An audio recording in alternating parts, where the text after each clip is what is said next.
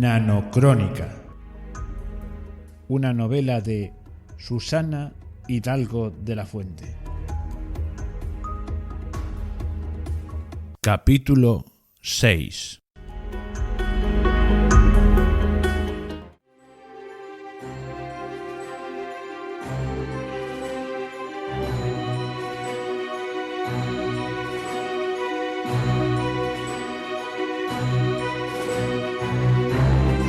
Los meses pasaron vertiginosos, sin apenas darme cuenta, y para cuando me quise acordar, ya había pasado un año desde que estaba en la finca. Durante ese lapso no había avanzado demasiado en mi proyecto de desvelar el mensaje oculto en los libros que heredé de Ramón. Metódicamente, cada mañana me ponía con mi labor durante 2 o 3 horas. Al final tuve que confesarle a Inmaculada para qué era el aceite, porque de vez en cuando le desaparecía de la alacena 1 litro que echaba en falta enseguida, porque tenía la habilidad de gestionar los stocks de la finca como si fuese una experta en logística. El día que le hice la confesión simplemente arqueó las cejas y me dijo que le daban igual los jaleos que tenía montados con los libros, pero que cuando le cogiese aceite se lo dijera, porque si no le desbarataba todo el acopio de comida que tenía almacenado. A partir de entonces le comunicaba solamente cuando necesitaba el consabido oro verde y le sustraía una botella. En cuanto a la finca, todo iba viento en popa. Hacía un par de meses que había decidido volver a poner vacas para tener suministro de leche y de carne, con lo que, con el consenso y la orientación de los guardeses, que ya tenían larga experiencia en el tema, se arregló la nave que estaba destinada a la estabulación nocturna de los animales y a su ordeño. Debido a esta novedad, tuvimos que contratar a 2 personas más. Eran un matrimonio del pueblo que tenía 3 hijos y mucha experiencia con las vacas y la factura de quesos y derivados de la leche. Ellos se encargaban de las vacas, que en total eran 15, incluyendo a un toro semental que me empeñé en comprar para no tener que depender de la inseminación artificial. Todo el asunto de la raza de los animales y su adquisición lo abandoné al criterio del matrimonio, tal y como me aconsejó Antonio, quien los conocía bien y confiaba plenamente en su buen hacer. Lo cierto es que fue una decisión muy acertada, porque al poco tiempo estábamos en plena producción quesera. Con el matrimonio de vaqueros, José y Carmen, solo tuvimos un problema: los malditos nanoides. El administrador puso el grito en el cielo cuando se enteró de que quería contratar a 2 personas que no tenían el SIP, por lo que tuve que volver a reclamar de nuevo la ayuda de Matías, que se encargó del caso. Cumplido el año de mi residencia en la finca, Matías me comunicó que tendría que acercarme a la ciudad para que hiciese una revisión general de las rentas de todas las propiedades. Qué pereza tan grande me dio el tener que volver a la ciudad. Me encontraba a mis anchas en la vida campestre y me había adaptado a la perfección a sus rutinas y al trato con la gente del lugar, que eran muy accesibles. Los lugareños me habían cogido mucha estima por el simple hecho de haber mantenido abierta y acrecentado la producción de la granja, aparte, por supuesto, de la contratación de las 4 personas a las que un trabajo estable y muy cerca de sus domicilios les había dado una seguridad en la vida con la que poder atender a sus necesidades. Los sueldos los acordaba el propio Antonio, ya que yo no estaba muy al tanto de los honorarios del sector agrícola y ganadero, y aunque me parecía que eran bastante justos, la gente venía contenta al trabajo y rendía bien, y no hay mejor indicador que ese. Los trabajadores de la finca estaban surtidos de todo lo que allí se producía, de la misma forma que cualquier vecino que viniese a solicitarlo. Cuando me tuve que desplazar a la ciudad para la reunión del año, le avisé a Matías de que condensase los asuntos en un par de días a lo sumo, que era el máximo que pretendía quedarme allí, y que me alojaría en el piso de Ramón. Le encargué que contratase a alguien para hacer la limpieza general del mismo y que estuviese todo listo para mi llegada. Me daba algo de repelús volver a aquel lugar, porque nunca había dejado de percibir la tenue presencia del fallecido en la casa. Los días que estuve allí sentía constantemente como si alguien estuviese observando todos y cada uno de mis movimientos, y eso me ponía algo nervioso, aunque para exorcizar mis miedos hablaba en voz alta con mi querido valedor Ramón, como si de algún modo aún estuviese vivo, Aquello me consolaba. La ciudad parecía la misma de siempre, gris y bulliciosa. Por entonces yo ya me había acostumbrado al compás del campo y me daba la impresión de que todo transcurría demasiado rápido allí, con un ritmo trepidante. Me llevé mi coche para hacer el viaje más tranquilamente, cargado hasta los topes de productos de la finca para darle a Matías. Durante el trayecto fui madurando una idea que me sugirió Antonio y que me pareció bastante ambiciosa, aunque factible. Llegué a la casa de Ramón ya anochecido. Todo estaba reluciente y ordenado, y la casa no olía a viejo ni a cerrado. Me senté un rato en el comedor y mantuve una de mis charlas con Ramón, poniéndole al tanto de los avances en la finca y pidiéndole que me hiciese alguna señal en cuanto al rumbo que debían tomar mis actos, porque a esas alturas de la película estaba igual de perdido que cuando recibí la herencia. A la mañana siguiente mantuvimos la reunión en el despacho de Matías. Le vi mucho más avejentado que la última vez y me pregunté si no estaría enfermo, aunque me pareció una descortesía indicarle lo desmejorado que le encontraba. Se rió de buena gana, a mandíbula batiente, cuando abrí el maletero del coche y apareció todo un muestrario de productos hortofrutícolas, cárnicos y lácteos. Me llamó exagerado, me preguntó, sin dejar de reírse, si quería alimentar a un batallón con todo aquello, y me dijo, mofándose incrédulo, que me había convertido en todo un campesino, indicación esta que yo me tomé como un halago. Durante toda la mañana me estuvieron exponiendo los gastos y las ganancias del dinero invertido, así como el estado de todas las propiedades. Todo iba deprisa y viento en popa, y yo asistía ausente a los cánticos de sirena que me parecían todos aquellos datos. Era como si asistiese a una ópera en alemán. Los asistentes hablaban y hablaban de dinero y de inversiones, y yo, como no entendía ni papa, no me quedaba otra que escuchar pacientemente lo que soltaban por su boca y encomendarme al cielo para que aquella gente no me estuviese estafando demasiado.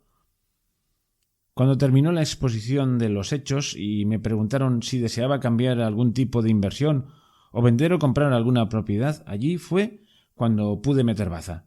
Me tiré al charco e hice caso de la propuesta que me había hecho el guardés. Les pedí que hablaran con el propietario de unos terrenos de labor que colindaban con la finca al sur y que la duplicaban en tamaño.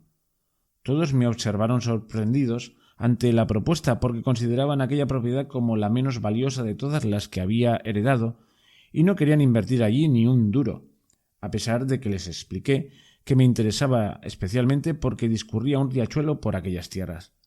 Escuché todos los argumentos en contra de la compra, pero no me dejé convencer porque tenía las ideas claras. Quería aumentar la producción de trigo y plantar algún que otro cereal, como la cebada, para dar de comer a los animales, o algún tipo de forraje. Aún no estaba decidido. Le pedí a Matías personalmente que se preocupase de negociar un buen precio, ya que no quería comprarlo por uno abusivo, y le informé del dinero máximo que deberíamos pagar por aquella propiedad, según los cálculos de Antonio, que sabía muy bien de esas cosas.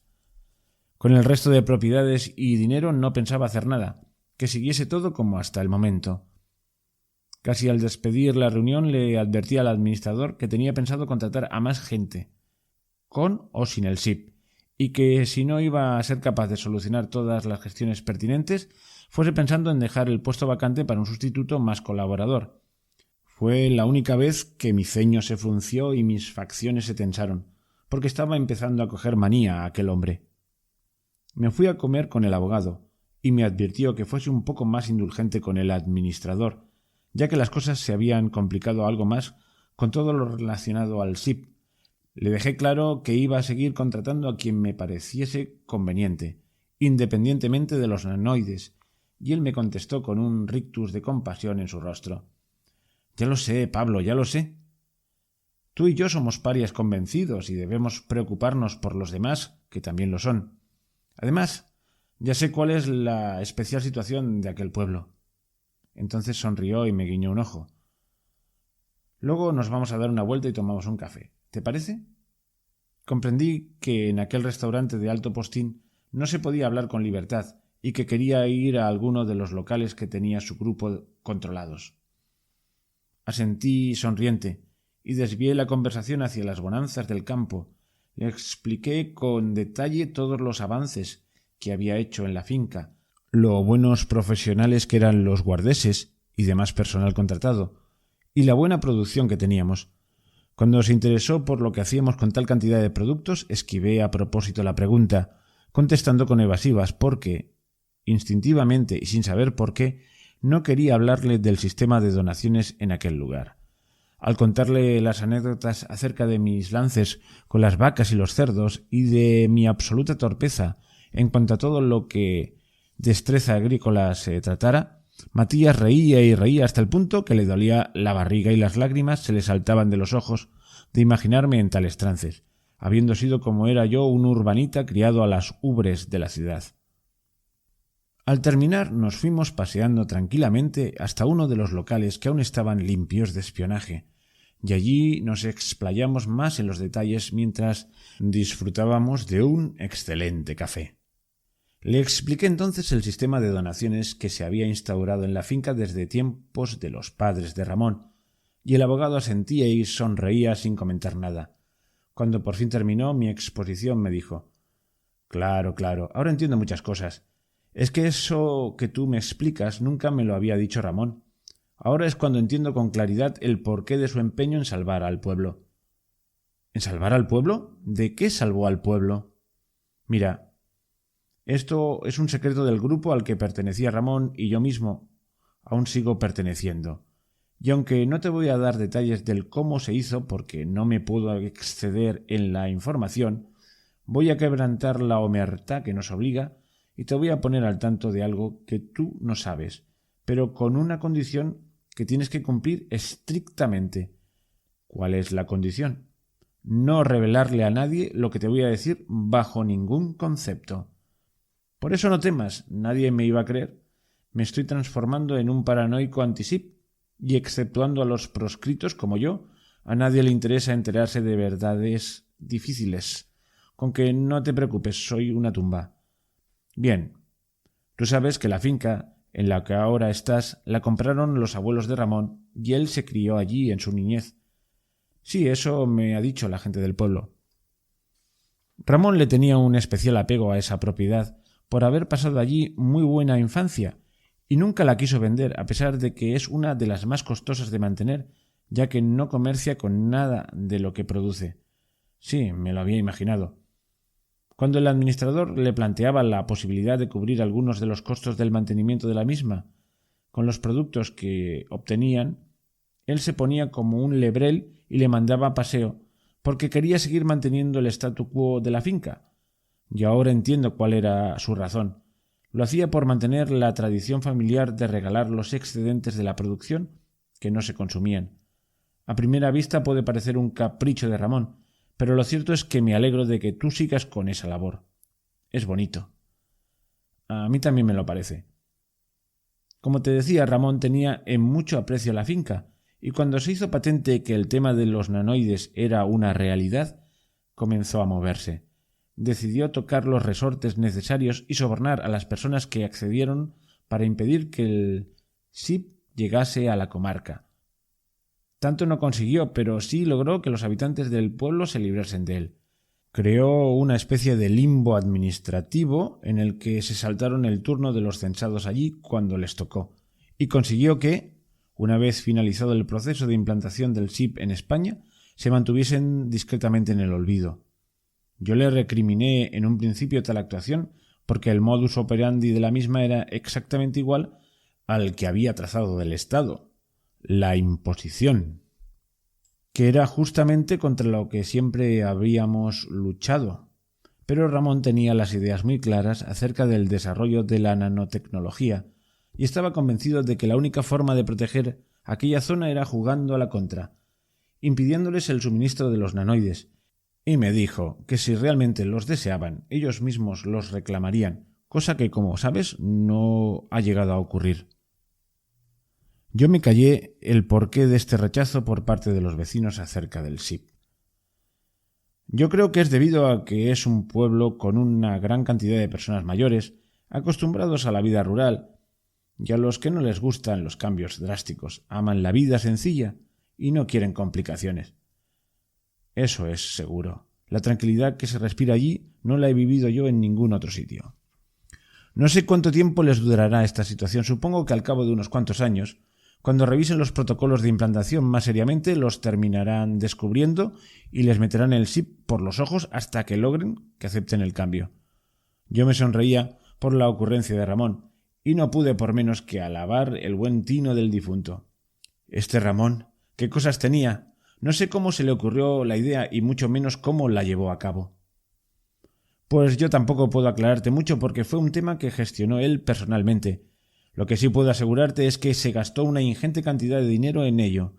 Tuvo que vender el Pazo de Galicia para poder reunir un montante serio con el que poder pagar. Vaya, vaya. Al fin y al cabo sí que era un verdadero altruista, ¿no? Sí, demasiado, diría yo. Cuando se le metía la caridad en la cabeza le aparecía un agujero en la mano por el que se le escapaban los caudales. En eso no tenía parangón. Ya le podías intentar abrir los ojos que él hacía oídos sordos a las advertencias.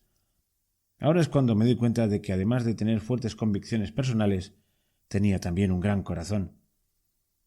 Nos despedimos al cabo de un rato con la memoria de Ramón candente en nuestros cerebros.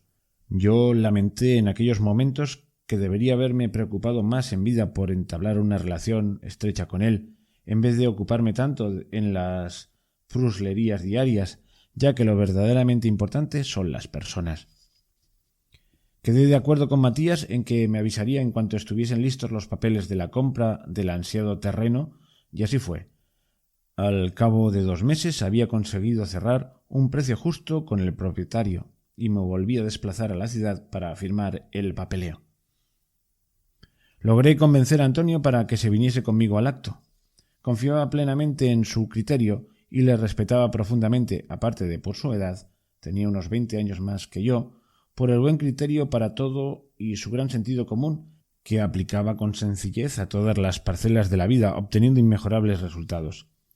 En un principio se negó a acompañarme, azorado y avergonzado por ser un hombre de campo, sin muchos estudios en medio de una reunión que él suponía de altos vuelos, pero cuando le expliqué la realidad de las tales reuniones y que yo me dejaba llevar por no entender de economía, doblegué su voluntad y accedió a acompañarme. Me divertí de lo lindo con él, ya que hacía muchísimos años que no había estado en la ciudad, lo menos 30, y todo le sorprendía y le maravillaba.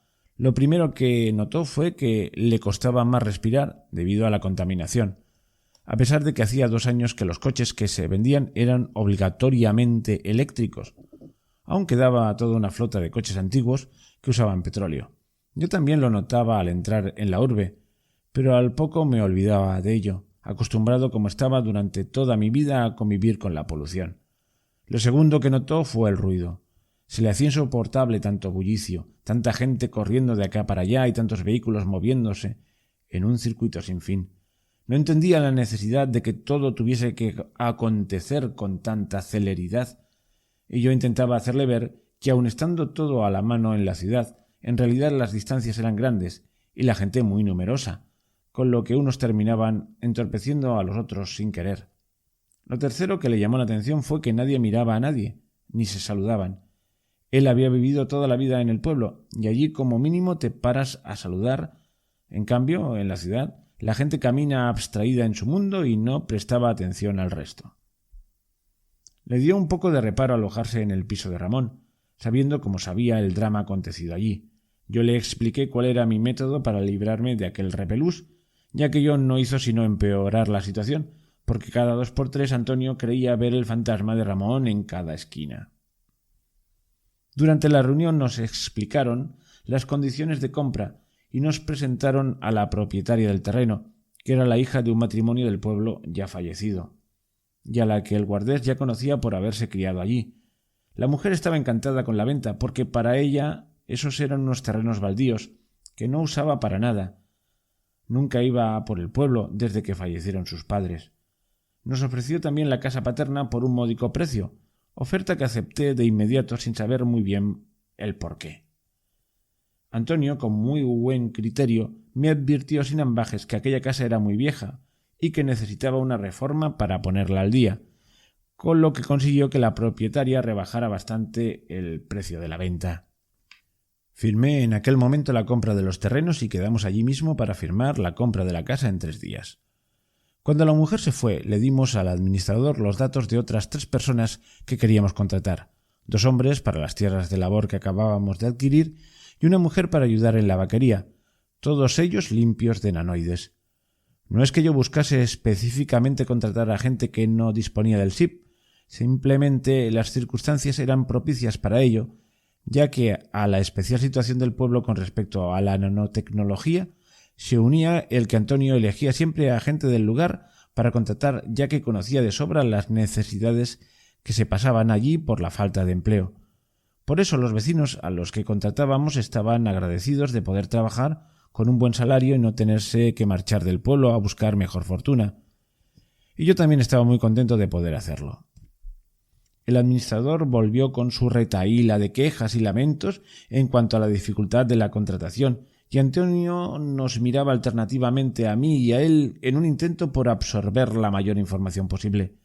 Las quejas se cortaron en seco cuando le lancé una mirada fulgurante al administrador, advirtiéndole: «Ya le advertí la última vez que nos vimos. Le trataba de usted no por respeto hacia su persona, sino por lo mal que me caía. No voy a tolerar semejantes lloriqueos por tener que hacer su trabajo. No quiero escuchar ni una queja más. Búsquese usted las artimañas para realizar las contrataciones, que para eso le pago». Acto seguido me levanté y zanjé la reunión, despidiéndome de todos. Regresamos aquella misma tarde a la finca y a la semana volví yo solo para la firma de la casa. Lo primero que hice cuando estuve de nuevo en el pueblo fue visitarla para ver cómo estaba. Antonio tenía razón. Necesitaba algunas mejoras con urgencia, así que se me ocurrió algo. Hacía algunos años había estado muy de moda el turismo rural. La gente estresada de la ciudad o simplemente amante de la vida apacible en la naturaleza se iba a casas de campo o de pueblos pequeños a pasar sus vacaciones. Yo nunca había entendido la motivación para irse a descansar a un lugar alejado por el mero hecho de que fuese tranquilo. A mí nunca me había importado el bullicio. Ahora comprendía perfectamente la razón.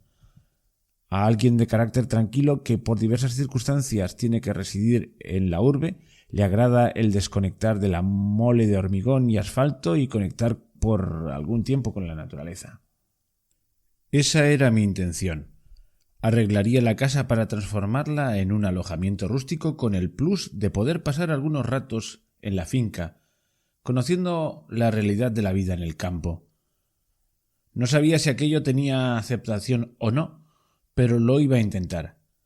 Así el administrador no gruñiría tanto porque la finca no tenía ingresos con los que hacer frente a tanto gasto. Además, iba a ir más allá. En la casa solo se comería de lo que producía la finca, exceptuando los productos que no tuviéramos y que habría que adquirir. Y por supuesto, pondría en la web de la casa rural claramente que podría alojarse cualquier persona, independientemente del SIP. Salí muy contento de la casa, con una idea muy clara de lo que quería conseguir. Les comuniqué mi idea con euforia a los guardeses, a la hora de la comida, a la que se unían a diario el resto de empleados, y todos me miraron escépticos y acogieron la idea con gran frialdad, porque no entendían que alguien en su sano juicio quisiese venir a pasar las horas muertas a un pueblo perdido en el mapa, habiendo tantas cosas bonitas que ver por ahí. Yo les intenté hacer comprender que en la ciudad impera la ley del estrés y que llega un momento en la vida en que mucha gente se cansa realmente de él, y cuando quieres huir en especial de eso, solo quieres lanzarte a los brazos de la tranquilidad, por lo que cuanto más apartado estuviese el pueblo de la vida moderna, mucho mejor.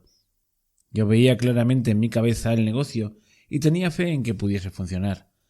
Les pregunté si sabían de alguien que fuese capaz de realizar una buena reforma y me recomendaron a un familiar del vaquero, que era albañil y tenía una empresa de reformas. Al día siguiente vino a ver la casa y le expliqué lo que tenía en mente. Quería una reforma que respetase el estilo antiguo de la casa, que le diese un aire rústico. Acordamos el precio y hablé con Matías para explicarle todo el asunto y con el administrador para que se ocupase del pago de las facturas. Al abogado no le pareció mal la idea, pero al administrador le pareció estupendo que la finca intentase recuperar parte del dinero que se gastaba en su solo funcionamiento. En el bar le comuniqué a Celedonio el proyecto que había puesto en marcha y le pedí que hiciese público que necesitaba muebles rústicos del pueblo, a poder ser antiguos, para decorar la casa. No me importaba el estado porque restauraría los que estuviesen mal. Antonio se encargó de buscar a 3 personas que llevasen el alojamiento, un chico que se encargaría de la parte administrativa y 2 mujeres, una para la cocina y otra para la limpieza de toda la casa. Las obras duraron aproximadamente 5 meses, durante los cuales habíamos ya puesto en marcha la producción de las nuevas tierras adquiridas. Antonio, de acuerdo con el agricultor contratado, quien conocía muy bien la zona y los cultivos que prosperarían allí, decidió plantar una parte de cereales, otra de forraje y una tercera la dejarían en barbecho para hacer las rotaciones correspondientes. Había decidido, de acuerdo con el resto del personal, en dejar una vía para que los animales tuviesen acceso al riachuelo y a la zona en barbecho, para que pastasen allí todas las mañanas. Yo estaba encantado con la labor que estaba desempeñando Antonio, que más que un guardés se había transformado en un auténtico capataz, dirigiendo las labores y el personal de la finca con un tino increíble. Me reuní durante esos días con el chaval que llevaría la parte administrativa del negocio. Era hijo de la tendera del pueblo y tenía recién estrenada la carrera de informático. Aunque no tenía experiencia laboral, estaba llevando muy bien las tareas de logística del alojamiento, aconsejado por su madre, que tenía años de práctica en llevar un negocio. También estaba haciendo la web correspondiente para la casa rural y la nanoweb para los que tenía el SIP. El chico se había especializado en programación nanotecnológica, que era un ámbito completamente nuevo en el sector universitario. Se llamaba Julio y era muy alegre y sonriente. Jamás he visto a otra persona que estuviese siempre de tan buen humor como él. Debido a sus estudios especializados, se había implementado el SIP y estaba completamente convencido de sus bonanzas y virtudes, y no le cabía en la cabeza la dejadez que mostraba la gente del pueblo en cuanto al tema.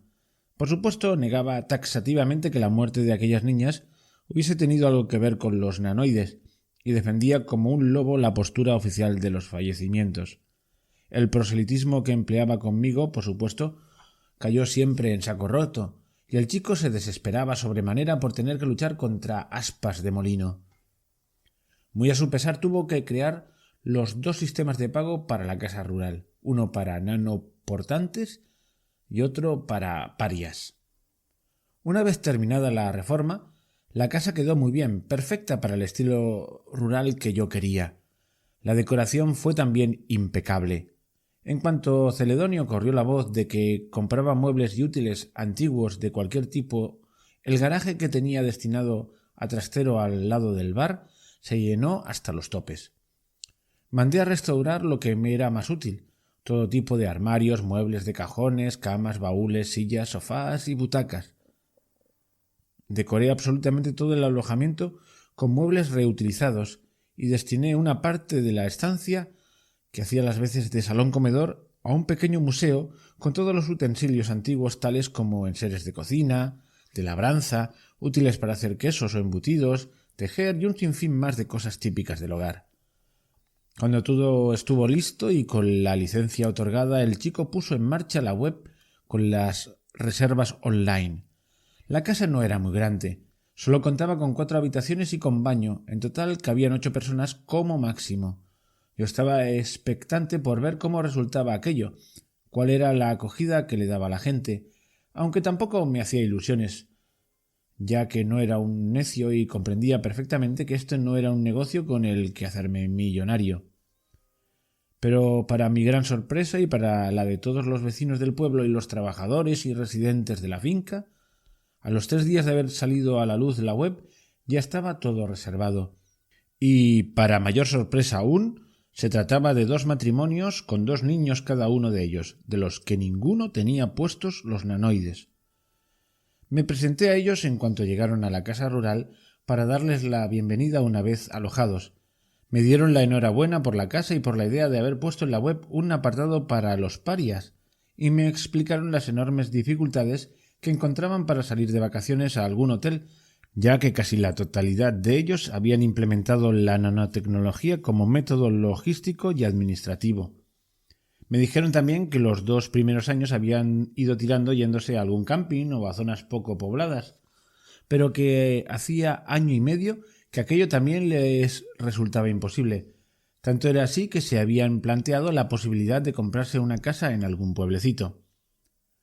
Rápidamente entablamos una somera amistad y pasaron gran parte del día siguiente en la finca, haciendo yo mismo las veces de guía turístico, enseñándoles los detalles del funcionamiento de todo, atendiendo a sus preguntas como podía y tomando nota de sus proposiciones de mejoras, que también hubo algunas bastante interesantes. Aquel día, Inmaculada preparó con ayuda de la cocinera de la casa rural un enorme banquete para los clientes y los trabajadores y pasamos una agradable tarde comentando anécdotas acerca del SIP. Nos confirmaron que eran totalmente contrarios a la nanotecnología porque pertenecían a una iglesia, así la denominaron ellos, llamada de la última puerta del cielo, y que no querían inocularse el SIP, ya que según sus guías espirituales aquello les cerraría el flujo de energía vital y les impediría evolucionar al cuerpo luminoso.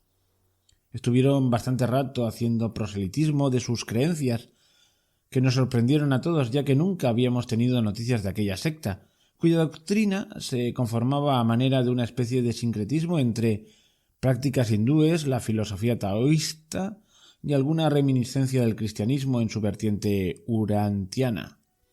Eso fue lo que a primera vista a mí me pareció, juzgando simplemente bajo el prisma de lo que explicaron, y mi corto alcance en lo relativo a las religiones, que nunca fue mucho, porque no he pertenecido a ninguna ni me han interesado lo más mínimo. Nos explicaron que el gurú supremo de su iglesia era Cándido Alemán, al que el Ser Supremo le había proporcionado la revelación divina acerca de qué hacer y cómo guiar a los humanos hacia la última puerta del cielo cuando aparecieron los nanoides. También nos confirmaron muy orgullosos que sus creencias habían arraigado ya con fuerza en toda Europa y América, así como en algunas partes de África. En Asia, sobre todo en China y los países de mayoría musulmana, estaba totalmente prohibida su iglesia, pero había prosélitos que practicaban el culto a escondidas. Les preguntamos acerca de las prácticas del citado culto y entonces el que tuve una revelación fui yo, ya que las tales eran muy fáciles de seguir con una única premisa básica: no inocularse los nanoides bajo ningún precepto. Por ello supe de cierto que aquella religión nueva se convertiría en el futuro de cualquier paria a poco que se organizasen, ya que el resto de las religiones mayoritarias hacía ya tiempo que habían aceptado y hasta acogido con los brazos abiertos la nanotecnología. Aparte de esta premisa básica y del racimo de creencias específicas acerca del cuerpo, del alma y de sus elevaciones, no tenían otra cosa que cumplir que la de creer y asistir a las reuniones mensuales que cada grupo tenía y en las que se dedicaban a rezar, meditar y exponer sus dificultades y dudas acerca de la dureza de sobrellevar el día a día sin los nanoides, y a las que el gurú de cada templo daba una explicación y un camino a seguir para solucionar sus problemas que se les iban planteando. Nos dijeron también que nuestra finca resultaba como un Edén terrenal para ellos y que si nos interesaba le pedirían a su gurú que nos visitase para explicarnos más certeramente sus creencias y prácticas, ya que ellos solamente nos las habían expuesto someramente. Antonio en aquel momento torció el gesto y dijo: «Nosotros somos católicos apostólicos romanos, creemos en Dios, en Jesús y en la Santa Madre Iglesia». A lo que la mujer, que nos había ofrecido la ayuda de su guía espiritual, solo acertó a contestar enfrentándose al fruncido ceño del guardés: «Nosotros también creemos en Jesús», y bajó la mirada algo compungida, como niño que ha roto el tarro de las galletas al intentar coger una a escondidas. Decidí entonces levantar la sobremesa, ya que no era cuestión de enojar a los primeros clientes que teníamos, siendo que ellos no nos habían faltado para nada al respeto, sino todo lo contrario.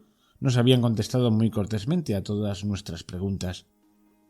Regresaron por la tarde al alojamiento y les indiqué que podían pasarse por la finca en cualquier momento que les apeteciese de los días que iban a estar alojados en la casa, con lo que los niños se pusieron muy contentos, ya que se habían pasado todo el día jugando con los perros y atormentando al gato de la casa con sus arrumacos, tanto que se había subido al tejado para no volver a bajar hasta que los vio marchar. Durante los siguientes días vinieron a visitarnos un par de veces más. No pude entonces dejar de preguntarles acerca de las comidas, ya que me chocaba que una de las familias fuese vegetariana y la otra no, a lo que me contestaron que tenían completa libertad en cuanto a la alimentación. Otro punto más a favor de su éxito futuro, pensé en aquel momento. Estuvieron en la casa 5 días y se fueron encantados con la experiencia, asegurándonos que tendríamos mucho éxito y que se preocuparían por hacer correr la voz de la excelente atención que les habíamos dado. Aquello no me llegó a entusiasmar, ya que me aterrorizaba la idea de atraer en masa hasta el pueblo a alguna clase de sectario intransigente.